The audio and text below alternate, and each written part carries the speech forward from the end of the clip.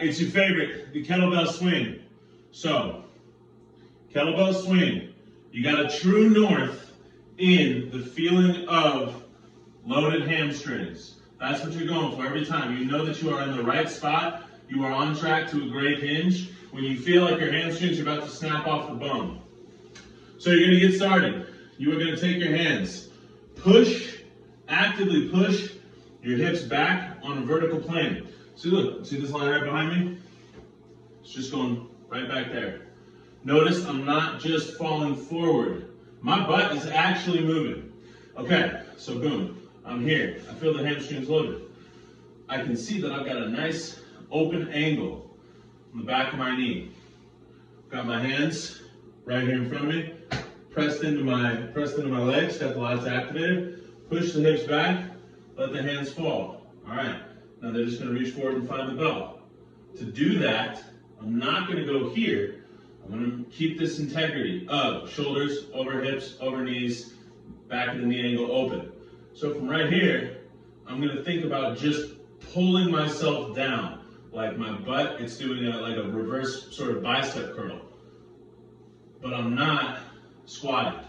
I'm keeping the tension in my hamstrings as much as I can. So while I'm coming down, I'm also moving back.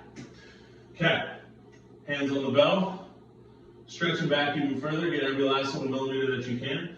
Now, tilt the bell back, maybe put it a little bit front, tilt the bell back, and then right before you swing, you're gonna take a breath, set it, and then imagine that you are snapping this bell like that. Then watch what happens in my shoulders. Boom. My shoulders, my lats are locked in. The bell is now going to be basically an extension of my body. So it's going to move with me instead of me having to lift the bell independently of my hips moving. All right. Now, let's start swinging. What you're going to do, you're going to hike the bell behind you like you're throwing a football, like you're snapping a football on a long snap. And really mean it. Really try to get it through whatever is behind you. That's going to create a sort of rubber band effect.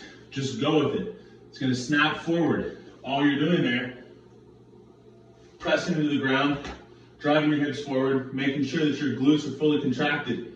Now look at this. Standing plank. Not leaning back, not hunched over like this. My hips are coming through, and they bring me up to totally straight.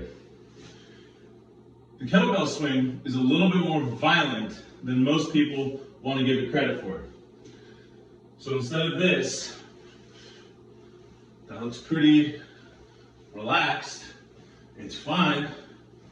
Mechanically, everything's good, but there's no intensity.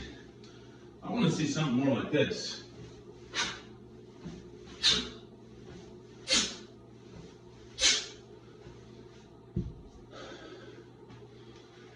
Let your breath power you up and help to establish rhythm and flow. You are engaged, activated right here. Then you just relax on the way down, stay fluid, but still stay somewhat structured on the bell. Don't totally relax and become Gumby. And each time you push back, reach a little bit further, but always be mindful you're maintaining shoulders over hips. So take a look at what happens to the bell here on this one. Reach, reach, reach. Get down, reach, let momentum, and drive. I am actively driving off the floor, almost as if I were to jump, but I'm not actually jumping. I've got that impulse, and then hip extension.